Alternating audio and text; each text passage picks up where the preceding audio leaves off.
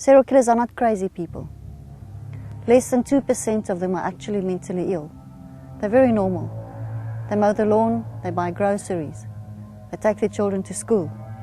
It could be your neighbor, it could be your husband, your father, or your son. When the dawn of liberation breaks free, people should expect a new lease of life. Maybe the ancient mariner circumnavigating the southern coast of Africa understood the violent mood swings of the Cape of Storms.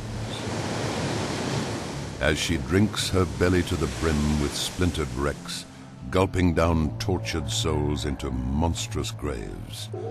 But the monsters of this abyss do not compare to the soul torturers of the shores.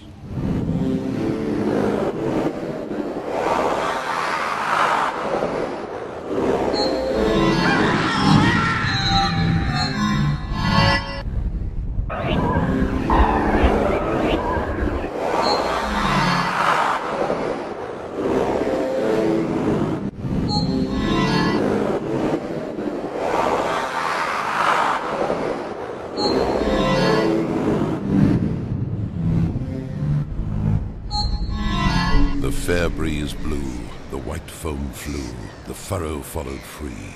We were the first that ever burst into that silent sea. The Ancient Mariner is a poem about an old sea dog who tells his story to a wedding guest. He makes the wedding guest sit on a rock, and then he begins. They were sailing unknown waters, and at first the sea was calm, and he was bright-eyed about the future and the journey. And then he shot the albatross, and death came following, and the deck of the ship was littered by the bodies of the dead sailors, and he had to look in their eyes day after day after day.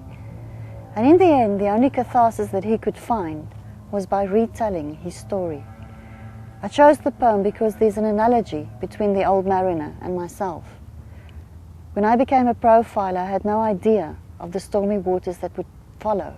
I had no idea of the death and the destruction that I had to face. And in the end, I can only find catharsis by retelling my story.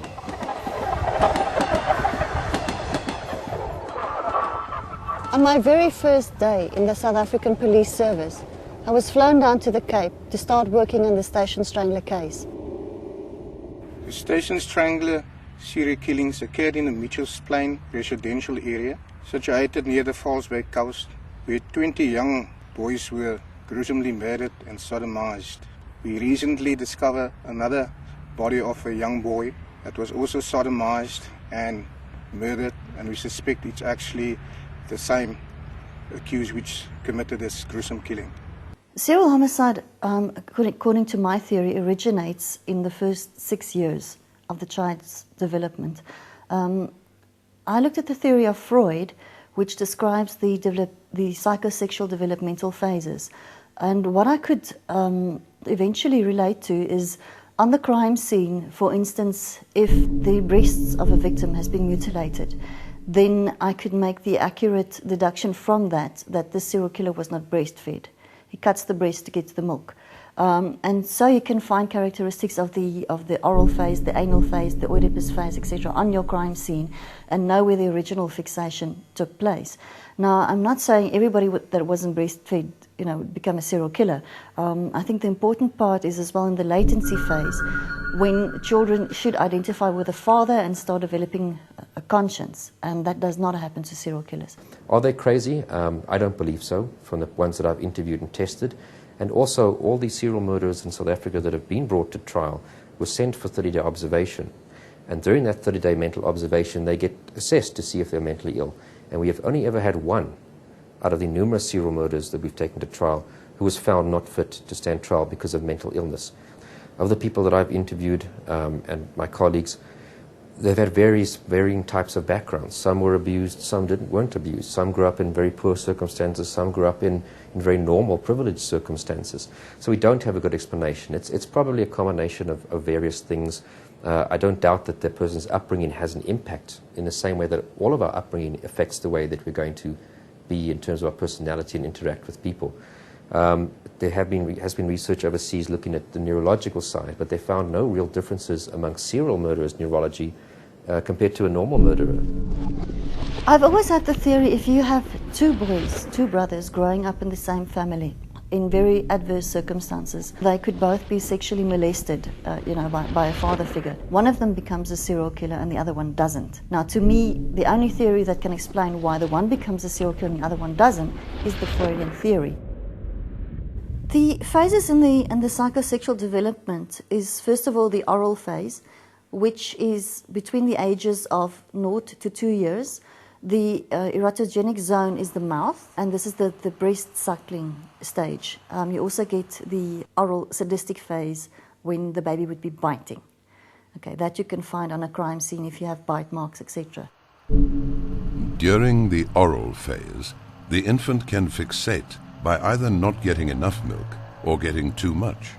If he feels that he is not getting sufficient milk, he might develop into an adult who is forever searching to have his needs met and who is oversensitive to rejection.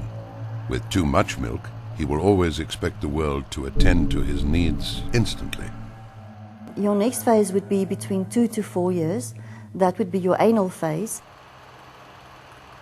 Here the child is a little bit more independent, learns to walk, it wants to do everything itself. It's also called the controlling phase.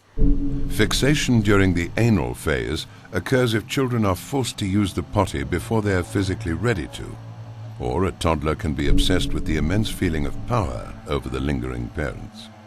By then, sexual and aggressive fantasies in the subconscious become more defined, since the toddler is learning to speak and interpret symbolism. From 4 to 6 years, you would get the Oedipus phase. This is a very important phase. It's a very sexual phase. Erotogenic would be the penis for both boys and little girls. This is the phase where children would, going to show me yours and I'll show you mine, etc. It's the phase where the little boy would fall in love with the mother and hate the father as the opposition, and the little girl falls in love with the father and hates the mother.